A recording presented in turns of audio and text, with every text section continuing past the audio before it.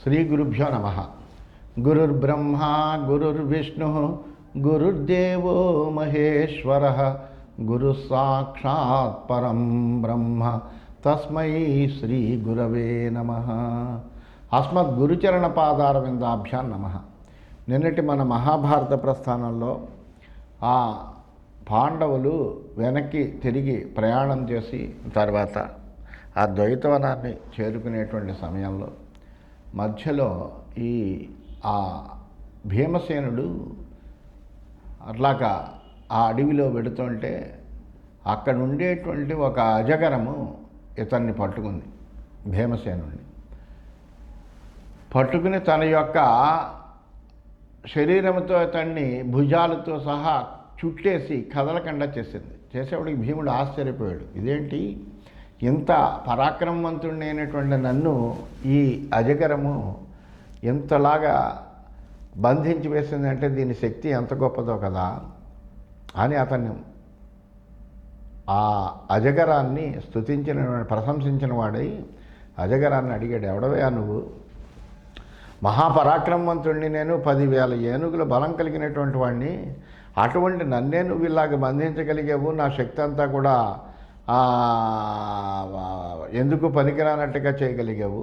ఎవరు నువ్వు? ఎటువంటి వరప్రసాదంతో నువ్వు ఈ పని చేయగలుగుతున్నావు? లేకపోతే నువ్వు ఏదైనా దేవతా పురుషుడువా ఏమిటి అని అడిగితే అప్పుడు అతడు తన వృత్తాంతాన్ని చెప్పాడు. నేను నహుషుణ్ణయ్యా అని చెప్పి, ఎవరైతే నా ప్రశ్నలకి ఎవడైతే సమాధానం చెప్తాడో అప్పుడు తప్ప లేకపోతే ఎవరినైనా సరే నేను ఇట్లాగా నాకు ఆహారంగా దొరికినట్టుగా నేను భావించగలను, నాకు ఇది వరం ఇది అని ఆయన ఆ విషయాలన్నీ కూడా చెబితే అప్పుడు ఈలోగా ధర్మరాజుకి అనేకములైనటువంటి అపశకునాలు వచ్చాయి. ఏంటి ఏమైంది ఇక్కడ? భీమసేనుడు ఉండాలి కనిపించట్లేదు ఏమిటి అని భీమసేనుడి గురించి అడిగి భీమసేనుడిని వెతుక్కుంటూ వచ్చి పాము చేత చుట్టబడి ఉన్నటువంటి భీమసేనుడిని చూశాడు ఆ గుహలో. ఆ చూసినటువంటి వాడే ధర్మరాజు అక్కడ ఆ గుర్తుల్ని బట్టి అక్కడ ఉండేటువంటి పరిస్థితిలో కొండ గుహలో పాముకు చిక్కి చేష్టలుడిగినటువంటి వాడిని చూశాడు. అతడు భీమసేనుడు అని గుర్తించాడు. గుర్తించినటువంటి వాడై యుధిష్ఠిరస్తమాసాద్య సర్పభోగేన వేష్టితం దయితం భ్రాతరం ధీమాన్ ఇదం వచనమబ్రవీత్. ఆ బుద్ధిమంతుడైనటువంటి యుధిష్ఠిరుడు పాము పడగలతో చుట్టబడినటువంటి తన సోదరుడైనటువంటి భీమసేనుడి దగ్గరికి వెళ్ళి ఈ విధంగా అంటున్నాడు, కుంతీమాత కథమిమాపదం త్వమాప్తవాన్ కశ్చాయం పర్వతాభోగ ప్రతిమ పన్నగోత్తమ సధర్మరాజమాలక్ష్య భ్రాతరమగ్రజం కథయామాస తత్సర్వం గ్రహణాది విచేష్టితం. ఏమిటయ్యా కుంతి కుమారా, నువ్వు ఈ విధంగా ఇలా ఆపదలో చిక్కుకున్నావేంటి? పర్వతం అంత పొడవు వెడల్పుతో ఉండేటువంటి ఈ సర్పశ్రేష్టం ఎవరు అని ధర్మరాజు ప్రశ్నించాడు భీమసేనుడిని. ఆ ప్రశ్నలు విన్నటువంటి భీముడు తాను ఏ విధంగా అయితే ఆ పాముకు చిక్కుకున్నాడో ఆ విషయం అంతా కూడా ధర్మరాజుతో చెబుతున్నాడు. అయమార్య మహాసత్వ భక్షార్థం మాం గృహీత్వాన్ నహుషో నామ రాజి ప్రాణవానివ సంస్థిత.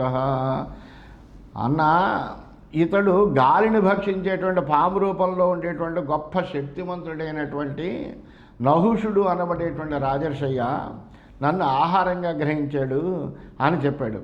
అప్పుడు వెంటనే యుధిష్ఠిరుడు అన్నాడు, ముచ్యతామయమాయుష్మన్ భ్రాత మే అమిత విక్రమ వయమాహారమన్యంతే దాస్యామహ క్షున్నివారణం. ఆ యుధిష్ఠిరుడు చెప్తున్నాడు, ఇతడు నా తమ్ముడయ్యా, అందువల్ల నువ్వు ఇతన్ని వదిలిపెట్టు.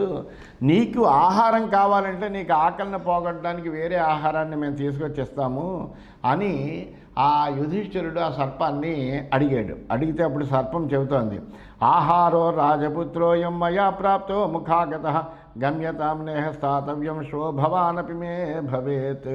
పాము చెబుతోంది, ఏమని చెబుతోందండి, ఈ రాజకుమారుని నా నోటి దగ్గరికి వచ్చినటువంటి ఆహారం ఇది అందువలన నాకు ఆహారంగా వచ్చింది, ఇది ఇక్కడి నుంచి వెళ్ళిపోయా, ఇక్కడ ఉండకు, కావాలంటే రేపు నిన్ను నేను ఆహారంగా స్వీకరిస్తాను, ఇవాళకి నాకు సరిపోతుంది, అందువలన నువ్వు వెళ్ళిపోయి ఇక్కడేం ఉండకు అని చెబుతాను.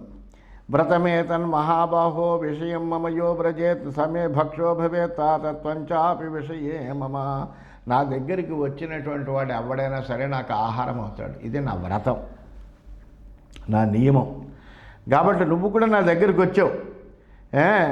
వచ్చావు కాబట్టి చిరేణాద్యమయాహార ప్రాప్తోయమనుజస్తవ నాహమేనం విమోక్షామి నచాన్యమభికాంక్షయే. చాలా కాలానికి నాకు నీ తమ్ముడు ఆహారంగా దొరికాడు, అందువలన దొరికినటువంటి ఆహారాన్ని నేను ఎట్టి పరిస్థితుల్లోనూ విడిచిపెట్టను. అంతేకాదు వేరేది ఏదో కోరను నేను, అంటే ఏదో ఇది ఇచ్చే ఇంకోటి ఇస్తాను అంటే నాకు ఇంకేం అక్కర్లా. ఏదైతే నాకు ఆహారంగా ప్రాప్తించిందో ఆహారాన్ని మాత్రమే నేను స్వీకరిస్తాను అంటే అప్పుడు యుధిష్ఠిరుడు అన్నాడు, దేవో వా యది వా దైత్య ఉరగో వాం భవాన్ యది సత్యం సర్పవచో బ్రూహి పృచ్చతి త్వాం యుధిష్ఠిర కిమర్థం చ త్వయాగ్రస్త భీమసేనో భుజంగమ. వెంటనే ఓ సర్పమా, ఈ ధర్మరాజుని నేను అడుగుతున్నాను, చెప్పు నువ్వు అసలు ఎవరు? నువ్వు భీమసేనుణ్ణి కూడా ఆహారంగా స్వీకరించుతున్నావు అంటే నువ్వు అసలు దేవుడువా, లేకపోతే ఏదైనా రాక్షసుడువా, లేక సర్పమా? భీమసేనుణ్ణి ఎందుకు ఆహారంగా నువ్వు గ్రహించగలిగావు అని అడిగాడు. కిమాహృత్య విదిత్వా వా ప్రీతిస్తే స్యాద్భుజంగమా కిమాహారం ప్రయచ్ఛామి కథం ముంచేద్భవానిమం. అంతేకాదు నీకు ఏమిస్తే నువ్వు కోరుకో, నీకేం కావాలో అనేటువంటిది నువ్వు కోరు. ఆ ఏం తీసుకొస్తే లేదా ఏం నీకు తెలియజేస్తే నీకు మేము ఏం చేస్తే నీకు ప్రీతి కలుగుతుంది, ఇష్టం కలుగుతుంది, నీకు ఎలాంటి ఆహారాన్ని ఇవ్వమంటే అలాంటి ఆహారం ఇస్తాను. నువ్వు ఎలా వీడిని విడిచిపెడతావో చెప్పు. ఇతన్ని విడిచిపెడతాను అంటే నీకు కావాల్సింది ఏదైనా కానీ నేను చేయడానికి సిద్ధంగా ఉన్నాను అన్నాడు. అంటే అప్పుడు ఆ సర్పం అంటోంది, నహుషో నామ రాజాహం ఆసం పూర్వస్తవానఘ ప్రైత పంచమస్వమాదాయో పుత్ర నరాధిప. ఓ రాజా, నేను నీకు పూర్వీకుడైనటువంటి మీ వంశంలోనే పూర్వీకుడైనటువంటి నహుషుడనేటువంటి రాజునయ్యా. నేను చంద్రుడి దగ్గర నుంచి 5వ వాడైనటువంటి ఆయువు అనేటువంటి ఆయన యొక్క కుమారుణ్ణి నేను. నా పేరు నహుషుడు. క్రతుభిస్తపస చైవ స్వాధ్యాయేన దమేన చ త్రైలోక్యైశ్వర్యం అవ్యగ్రం ప్రాప్తోహం విక్రమేణ చ. అనేకములైనటువంటి యాగాలు అనుష్ఠించాను నేను. అలాగే తపస్సు, వేదాధ్యయనము, ఇంద్రియ నిగ్రహం, పరాక్రమం, వీటన్నిటి వలన కూడా నేను ముల్లోకాల మీద ఆధిపత్యాన్ని సంపాదించానయ్యా. తదైశ్వర్యం సమాసాద్య దర్పో మామగమత్తదా సహస్రం హి ద్విజాతీనాం బువాహ శివికా మమ ఐశ్వర్యమదమత్తోహం అవమన్య తతో ద్విజాన్ ఇమామగస్త్యేన దశాం ఆనీత పృథివీపతే నతు మాం అజహాత్ ప్రజ్ఞా యావదజ్యేతి పాండవ తస్యేవానుగ్రహాత్ రాజన్నగస్త్యస్య మహాత్మనః. అయితే ఆ ఐశ్వర్యాన్ని ఎప్పుడైతే వచ్చిందో మదం వచ్చింది, గర్వం వచ్చింది. నాకు ముల్లోకాల మీద ఆధిపత్యం కలిగింది నాకు. అందువలన మహా గర్వం వచ్చింది. గర్వం వచ్చి నేనేం చేశానంటే బ్రాహ్మణులందరి చేత బ్రహ్మ రథం మీద వెళ్ళాలంటే బ్రాహ్మణుల చేత నేను నా యొక్క పల్లకిని మోయించాను. అప్పుడు ఆ ఐశ్వర్యం మొత్తంతో నేనేం చేశానంటే ఆ పల్లకి మోసేటువంటి బ్రాహ్మణులను అవమానించడం వల్ల అందులో ఉండేటువంటి అగస్త్యుడి యొక్క శాపం వల్ల ఇటువంటి దశకి నేను చేరుకున్నానయ్యా. అప్పుడు నేను అగస్త్యుడిని మళ్ళీ నేను ప్రార్థించాను. అందువలన మహాత్ముడైనటువంటి ఆ అగస్త్యుడి యొక్క అనుగ్రహం వలన, ఆయన శపించినప్పటికీ మళ్ళీ ఆయన అనుగ్రహం వల్లనే నాకు జ్ఞాపక శక్తి పోలేదు. నేను అందువల్లనే ఇంతటి అజగరమైన నేను నహుషుడిని పూర్వజన్మలు అనేటువంటి నా యొక్క వృత్తాంతం అంతా కూడా నాకు జ్ఞాపకం ఉండడానికి గల కారణం అదయ్యా. షష్ఠే కాలే మయాహార ప్రాప్తోయమనుజస్తవా నాహమేనం విమోక్షామి నచాన్యదపి కామయే. నీ తమ్ముడు అన్నాడు భీమసేనుడు, నాకు ఈ రోజులో 6వ భాగంలో నాకు ఆహారం అయ్యాడు. అలాగా ఆహారమైనటువంటి వాడిని నేను విడిచిపెట్టనయ్యా. వేరేది కూడా నేను కోరను. అందువల్ల నువ్వు నీ తమ్ముడు గురించి వదిలేసి నువ్వు వెళ్ళవయ్యా అన్నాడు.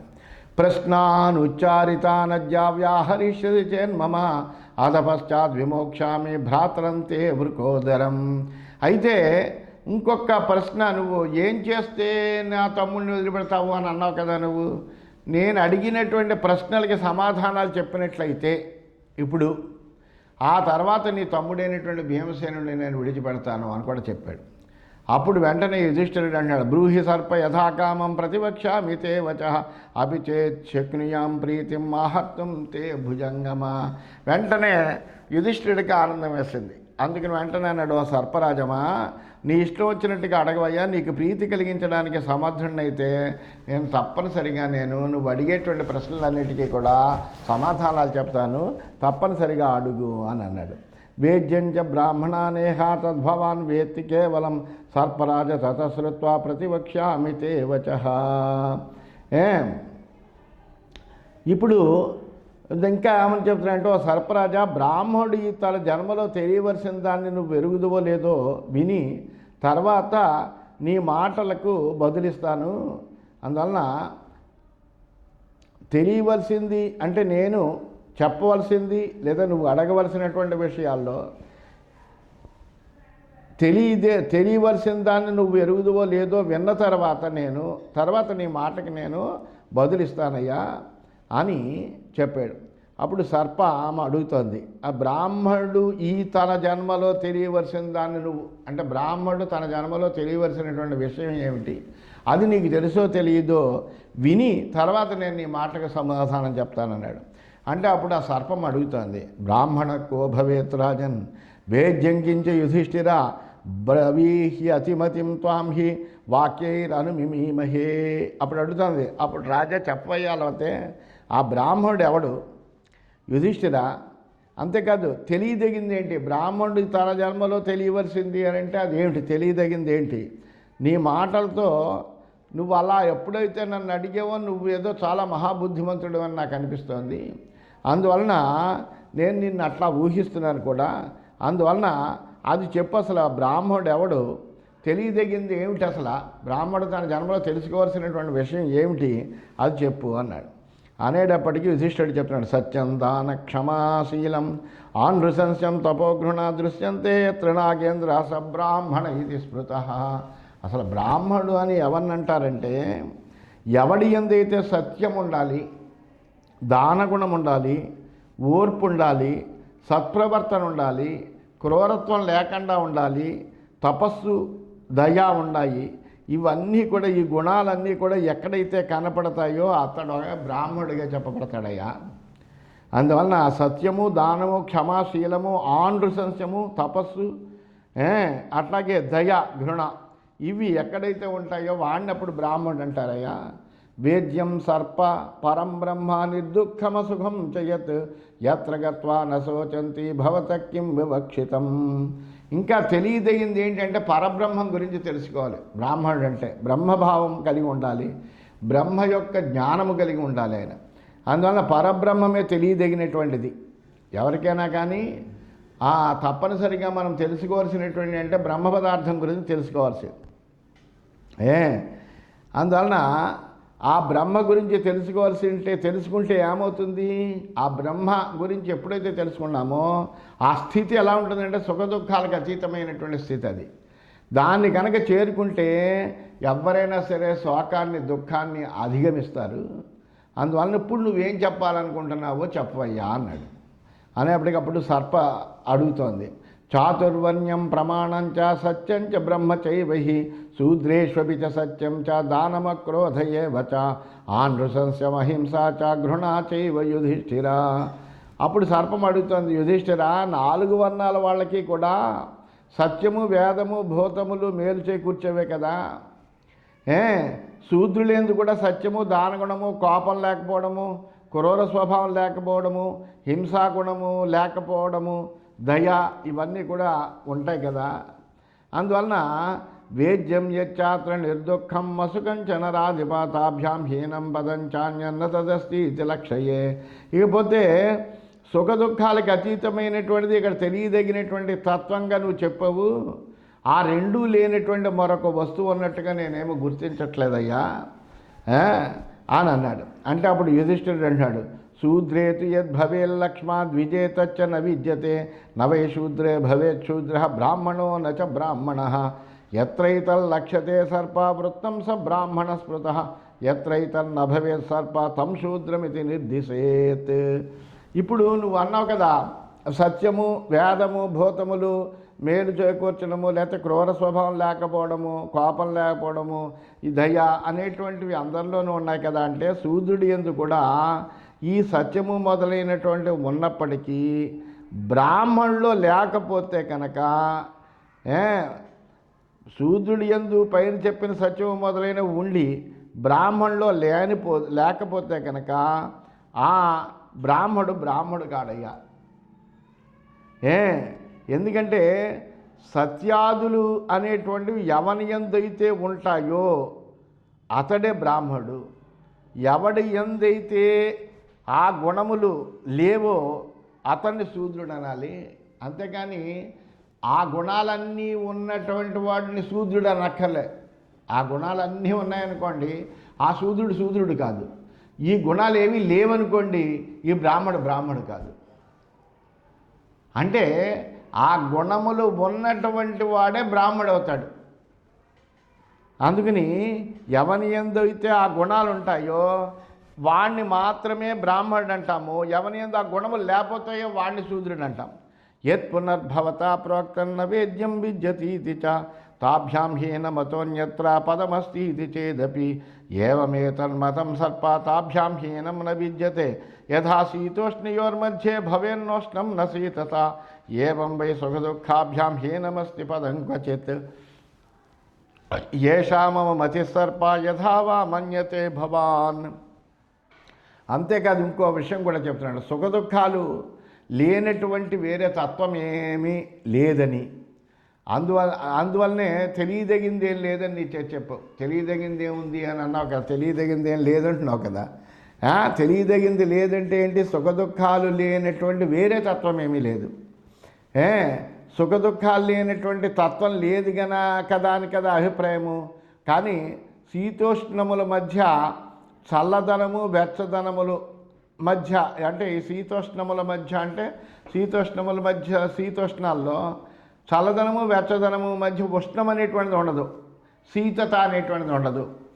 అలాగే సుఖదుఖాలకు అతీతమైనటువంటి స్థానం ఒకటి ఉందని నా అభిప్రాయము. సుఖదుఖాల కంటే అతీతమైన తత్వం ఏది లేదని నువ్వు అంటున్నావు. కానీ సుఖదుఖాలకు అతీతమైనటువంటి తత్వం ఉంది. ఎలాగంటే నువ్వేమంటున్నావు? శీతోష్ణముల మధ్య చల్లదనము, వెచ్చదనముల మధ్య ఉష్ణము ఉండదు, శీతత ఉండదు అని ఎలాగైతే అంటున్నావో అలాగే సుఖదుఖాలకు అతీతమైనటువంటి స్థానం కూడా ఒకటి ఉంది అని నా అభిప్రాయము. నువ్వేమనుకుంటున్నావో చెప్పయ్యా అని. అంటే ఎదితే వృత్తతో రాజన్ బ్రాహ్మణ ప్రసమీక్షిత వృధా జాతిస్తదా ఆయుష్మన్ కృతిర్యావన్న విద్యతే. పాము చెబుతోంది ఏంటంటే, అసలు నువ్వు చెప్పేది ఏంటంటే, ఇప్పుడు బ్రాహ్మణుడు ఎవరంటే ఈ గుణాలు ఉన్నాయి అన్నావు. అంటే ఏంటి? ప్రవర్తన చేత బ్రాహ్మణుని నిర్ధారించాలి అని నీది అభిప్రాయం, అంతే కదా, పుట్టుక చేత కాదు. అందువలన అప్పుడు నువ్వు పేర్కొన్న ప్రకారం ఎవడు ప్రవర్తించలేదనుకో, అప్పుడు బ్రాహ్మణ జాతి అంతా కూడా వ్యర్థమైపోతుంది కదా. ప్రవర్తన చేతనే బ్రాహ్మణ్ణి నిర్ధారించాలి అని నువ్వు అనుకున్నావు. అలా ఎవరు ప్రవర్తించట్లేదు అంటే మొత్తం బ్రాహ్మణ జాతి అంతా కూడా లేనట్టే అయిపోతుంది, వ్యర్థమైపోతుంది కదా అని అన్నాడు. అంటే అప్పుడు యుధిష్ఠిరుడు అన్నాడు, జాతిరత్ర మహాసర్ప మనుష్యత్వే మహామతే శంకర సర్వవర్ణానాం దుష్పరీక్షేతి మే మతి. ఆ సర్పంతో చెబుతున్నాడు యుధిష్ఠిరుడు ఏంటంటే, మహానుభావ, మనుష్యుల్లో అన్ని వర్ణాల మధ్య సాంకర్యం అనేటువంటిది వస్తుంది. ఈ సాంకర్యం ఎప్పుడైతే వచ్చిందో అప్పుడు జాతిని నిర్ధారించడం అనేటువంటిది చాలా కష్టం. సాంకర్యం లేనంత వరకు ఒక జాతిని మనం నిర్ధారించగలం. కానీ ఎక్కడైనా ఒక్కసారి ఆ వంశాల్లో ఎక్కడెక్కడ సాంకర్యం జరిగినా కానీ సాంకర్యం అందరికీ వర్తిస్తుంది ఆ సాంకర్యము. అందువలన ఏ సాంకర్యం ఎప్పుడైతే వచ్చిందో ఇది యుద్ధమైనటువంటి ఈ జాతి అని మనం గుర్తించడానికి అవకాశం అనేటువంటిదే ఉండదు కదా. అది నా అభిప్రాయము.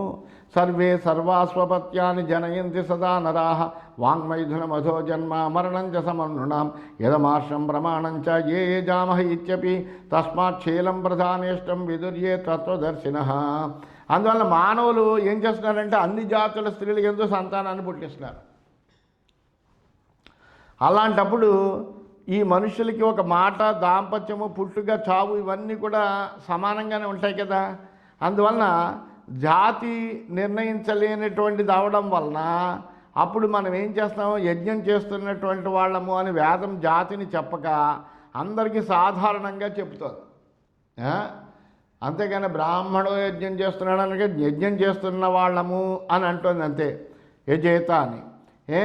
అని వేదం ఏంటి, జాతిని చెప్పట్లేదు, అందరికీ సాధారణంగా చెప్పడం అనేటువంటిదే ప్రమాణం, అర్ధ ప్రమాణము.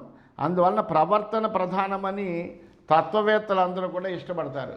అందువల్ల ప్రవర్తన బట్టే మనము జాతిని నిర్ణయించడం అనేటువంటి జరుగుతుంది తప్ప ఈ పుట్టుక వల్లనే అంటే కనుక ఈ పుట్టుకలో ఎక్కడైనా ఒక్కసారి సాంకర్యం వచ్చినా సాంకర్య దోషం అందరికీ వస్తే అప్పుడు జాతిని ఇదమిత్తంగా మనం ఇదే అని నిర్ధారించడానికి తగినటువంటి ఆధారం ఏముండదు. అందువలన ఇప్పుడు మనుష్యుల్లో ఎక్కువగా సాంకర్యం అనేటువంటిది ఉంటుంది కాబట్టి జాతిని నిర్ధారించడం అనేటువంటిది కష్టం కాబట్టి ప్రవర్తన ద్వారా జాతిని నిర్ధారించడం కోసమనే తత్వవేత్తలందరూ కూడా ఇష్టపడుతున్నారయ్యా అని చెబుతున్నాడు. ప్రాణాభివర్ధనాత్వం సహ జాతకర్మ విధీయతే తత్రాస్య మాత సావిత్రి పితాత్వాచార్య ఉచ్యతే. శిశువుడికి బొడ్డు కోయక ముందరే జాతకర్మ అనేటువంటి సంస్కారం చేయబడుతుంది. ఆ సమయంలో ఆ శిశువు తల్లిని సావిత్రి అంటారు, తండ్రిని ఆచార్యుడు అని చెప్తారు. తావత్ శూద్ర సమోహేష యావద్వేదే నజాయతే తస్మిన్నేవం అతిద్వైదే మను స్వయంభువో బ్రవీత్ కృతకృత్య పునర్వన్న యది వృత్తం న విద్యతే శంకర స్తోత్ర నాగేంద్ర బలవాన్ ప్రసమీక్షిత. ఈ జాతి గురించి సంశయం కలిగినప్పుడు స్వయంభవ మనువే చెప్పాడు, సంస్కారం చేసి వేదాధ్యయనము చేయించనంత వరకు కూడా శూద్రుడే. అంటే ఎప్పుడైతే సంస్కారం చేస్తామో ఆ సంస్కారముల వల్ల వాడి యొక్క జాతి మారుతుంది తప్ప అంతవరకు కూడా పుట్టినటువంటి ప్రతివాడు కూడా శూద్రులతో సమానమేనయ్యా అని చెప్పాడు. స్వయంభవ మనువే అన్నాడు. అలాగే బ్రాహ్మణాది వర్ణముల వాళ్ళ యందు ఆశించినటువంటి సత్ప్రవర్తనే కనుక లేకపోతే వాళ్ళ విషయంలో కూడా వర్ణ సాంకర్యం బలంగా ఉందని మనం నిర్ణయించాలి. అందువలన ఇక్కడ గుణముల చేతనే శీలము చేతనే వాళ్ళని నిర్ధారించడం అనేటువంటిది కుదురుతుందయ్యా. ఎత్ర యదానీం మహాసర్ప సంస్కృతం వృత్తమిష్యతే తం బ్రాహ్మణమహం పూర్వం ఉక్తవాన్ భుజగోత్తమ. ఇప్పుడు ఎవళ్ళో అయితే వేదోక్త సంస్కారంతో పాటు సత్ప్రవర్తన కూడా ఉంటుందో అతడు బ్రాహ్మణుడని నేను ఇంత ముందరే చెప్పాను. ఈ రెండు కూడా అంటే వేదాధ్యయనము ఉండాలి, అట్లాగే అతడికి ఈ సత్ప్రవర్తన కూడా ఉండాలి. ఇవి రెండూ కూడా ఉండాలి అని అప్పుడు సర్పం అంటుంది, శృతం విదిత వేద్యస్య తవ వాక్యం యుధిష్ఠిరా భక్షయేయమహం కస్మాత్ భ్రాతరంతే వృకోదరం. ఓ యుధిష్ఠిర, తెలియవలసిందేదో తెలిసిన నీ మాటలు విన్నాను నేను ఇప్పుడు ఎలా నీ సోదరుడైన భీముడిని తినగలుగుతాను అని అన్నాడు. ఎందుకంటే తనకు వచ్చినటువంటి సందేహాలకి సరైనటువంటి నివృత్తి అంతా కూడా కలిగింది. అందువల్ల ఇప్పుడు నేను ఎలా తినగలను అని ఆయనే ప్రశ్నిస్తున్నాడు. ఇది శ్రీమన్ మహాభారతే వనపర్వణి అజగర్భణి యుధిష్ఠిర సర్ప సంవాదే అసీత్యధిక సమోధ్యాయ. ఈ విధంగా శ్రీమన్ మహాభారతంలో వనపర్వంలో అజగర పర్వం అనే ఉపపర్వంలో యుధిష్ఠిర సర్ప సంవాదం అనేటువంటి 180 అధ్యాయం ముగిసింది. 181 అధ్యాయంలోకి ప్రవేశిస్తున్నామని తెలియజేస్తూ స్వస్తి.